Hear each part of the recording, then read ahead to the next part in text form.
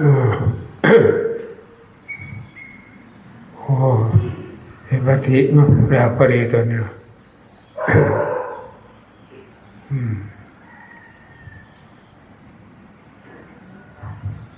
มันมากก็จะไปร้อยอังคารอืมร้อยอังคารกับมดธาตุมดธาตุน้ำขางหัวมดธาตุน้ำขางวัดตัวเจาะน้ำขางกับแพงทำโมราณมันยังมันจะเจาะนี่คนได้แปะไว้รอดไม่ได้เขียนโลไปที่มาเห็นโลธาตุเท็ดนั่นเท็ดนี่ก็พังคือเขาเดียวกับปุ๊บเขาพังหักพังไปให้คนได้ไปดีเขาก็พลอยคนไปที่กระโปงคนมัดไว้ใช่ไหมดูของคนของพ่อของแม่เริ่มโตก็ห้องมันเข้าใจตามคำของพระพุทธเจ้ามันก็ปฏิบัติง่ายทำตนได้ดีก็ดีหมดก็นั่นสิเหตุใหญ่เหตุโตโมโหราชนี่ก็ได้ก็เก่าเนี่ยดูพ่อกูแม่กูเนาะเนี่ยเขาก็ห่วงเพิ่นก็ห่วงคือกันเนี่ยพอกูมันแซ่ไว้นี่ว่าเป็นประเกิดตีทั้งทุกแล้วอันนี้กันปฏิบัติธรรมบ่เขาถึงศีลถึงธรรมมันยากมันจงบอกไว้ทั่วพระพุทธเจ้าทำคำสอนของเจ้าแค่ล้มเขาล้มออกสองคำแค่นั้น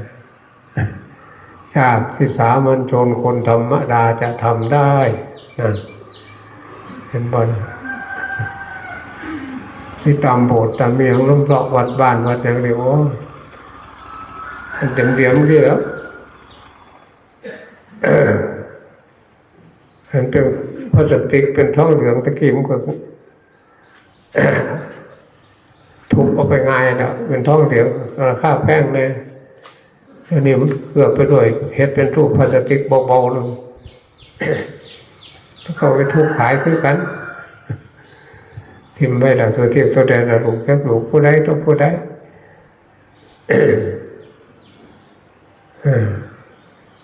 เป็นผลรักไงแล้วก็ไม่ปล่อยไปแล้วสบาย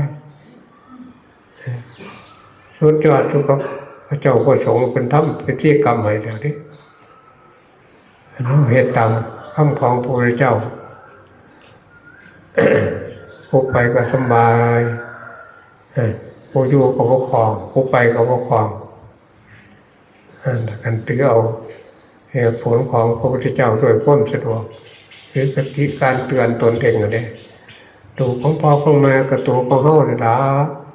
คนปันให้ก็จะต้องตัวของเฮาหมดแต่คนบอกพ่อไม่แม่ที่ได้ดูว่าจะไหนเนี่ยอันนั้นเป็นดินเป็นหยังไปเลยแตกสลายไปตามหน้าที่ของสังขารกันเพราะไม่ใจแล้วเนี่ยธาตุดินไปเป็นดินไปเสียละน้ำลมไฟแตกกันไปแล้วนี่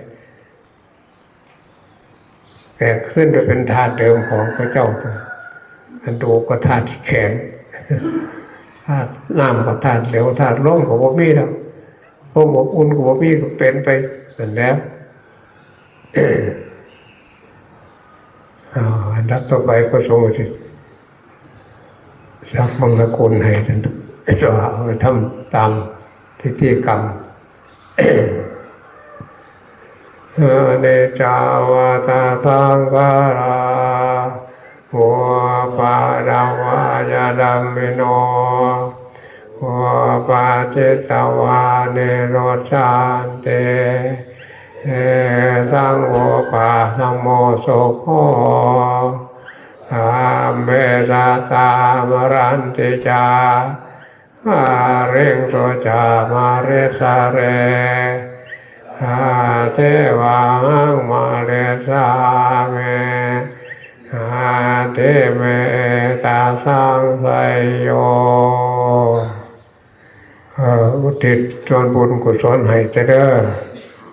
ตัวน้ำใจให้ตัวน้ำใจเราเลิกในจิตในใจถามเคยบอกเคยเตือนมาตั้งเก่า